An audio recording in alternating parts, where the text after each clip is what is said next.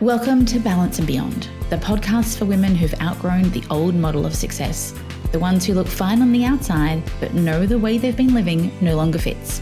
If you're standing in the space between who you were and who you're becoming, this is for you. I honour the space you've created today. Let's dive in. I have no idea when this happened, but if you look at my Instagram account right now, you'd probably think I was planning to move to France.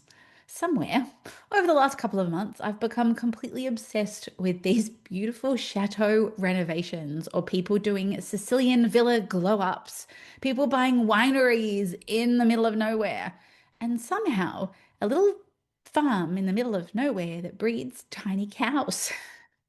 I mentioned this at a girls' night, and I was floored because every single woman had her own version.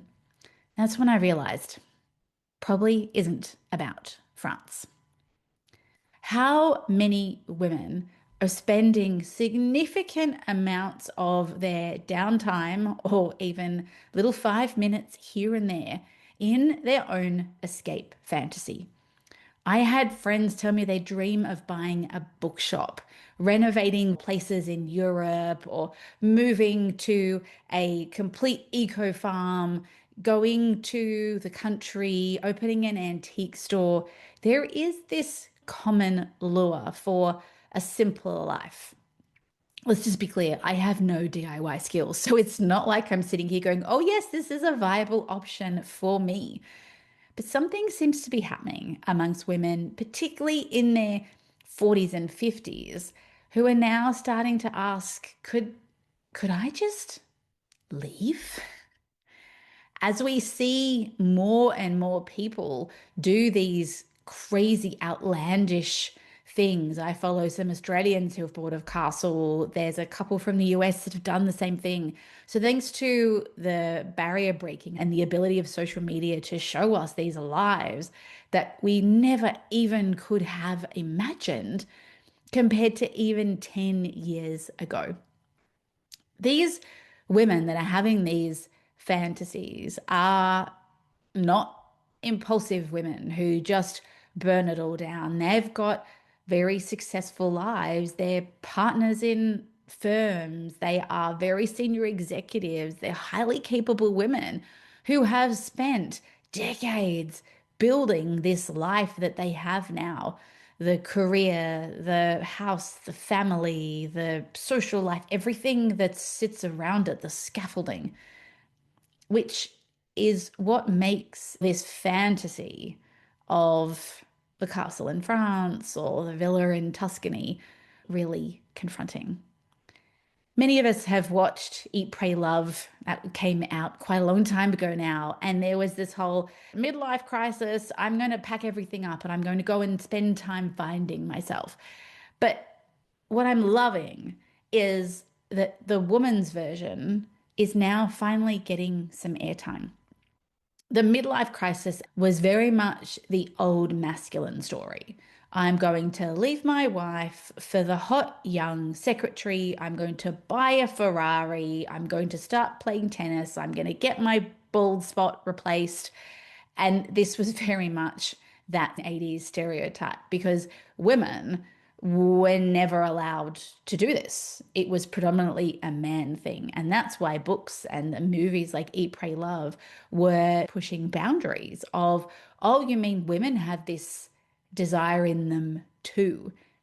But what I'm seeing is men can often come in with this huge blow up your life, blow up your family, and then waltz off into the sunset with the new whatever they've purchased or found or whatever. But I'm seeing that the female version, at least right now, is a lot quieter. It's also a lot heavier. It's these questions of how did I end up here? How did I end up in this place with a life full of back-to-back meetings, drowning in notifications and emails, trying to manage school logistics, carrying everyone and everything? Having built this life intentionally, wanting it, what she has now is probably on a vision board 20 years ago. And yet now it's here. She's going, oh, or what if I don't want this anymore? I had a client recently who said, Joe, I've just had a 12-hour day in back-to-back meetings, restructuring the business, firing people, trying to then motivate whoever's left in the carnage and the collateral damage and go, surely I made for more than this. And so this is why the fantasy, the France, the castle feels so alluring. It's not often about the castle, but it's who we see these people become when they take these big, bold moves. The sense of freedom, being present, being light again, actually feeling alive is what so many women are chasing. Because in these lives that we've built that are heavy, that are quite numb, that are full of obligation, there is very little aliveness inside. And I've been doing some work in some of my containers with my clients, and it has been remarkable just seeing these women go, oh my gosh, I've spent so long just in survival that I've completely forgotten what feeling alive even is. What makes me alive anymore? Because what made me feel alive as a teenager or someone unencumbered in my 20s, that's very different now. Maybe you don't feel alive dancing at 3 a.m. on a tabletop because you're worried about hurting your broken Achilles and you're worried about the hangover because you've got to be at a sport game at 7 o'clock tomorrow morning. So there's this journey that we all have to go on, but if you are spending lots of time or this fantasy is really pulling at you, that really is very revealing of the emotional state that you are longing for. Maybe you want to feel more alive. Maybe you're ready to feel light again. And a common question that women come to me with these days is, Joe, when did life get so serious? Where did all the fun go? Where did it just become a logistical masterpiece of an Excel spreadsheet and who goes where and juggling 25 things at once? What happened to the woman who used to belly laugh until she peed herself? Might be easier said than easier done these days, thanks to beautiful pelvic floors. But whatever happened to her? The woman who gets sore cheeks from smiling so much. And sure, women might be able to access that these days in their once every 6 month get together with some girlfriends. But is that enough? And the answer is usually no. And so we spend all this time fantasizing about escape. But the thing is, escaping may be easier than you realize. The France, the castle, whatever your version of your escape fantasy is. For some people, it's riding around the country in a van. For some people, it's starting a nursery. Whatever your escape is, there is some really, really valuable information in that. And they tell us, really point us towards things that we've stopped listening to. We've got to stop dismissing these as some silly midlife crisis and I'm going to go have my eat, pray, love moment and leave everyone behind. But for many of us, that isn't practical. And let's face it, it's not necessarily what we want to do. Some of us, as much as we might like a break from our children, don't necessarily want to leave them for 12 months and not see or speak to them. There's a deeper question here. There's a deeper insight. If you can pause and find space long enough to actually let it answer. And that is that what if these fantasies, whatever yours are, aren't actually really saying that you want to escape your life? But what if it's about stopping living on autopilot? Finding that lightness again. What if there's a part of you that through the chateau, through the nomad life, is trying to come back online?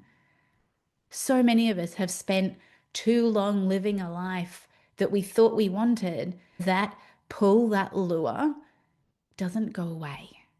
It's a signpost. You are trying to come back online. You have deviated too far from who you are. You're living a life that isn't in alignment anymore with what makes you feel you, with what makes your soul happy, with what lights you up and makes everyone want to be around you.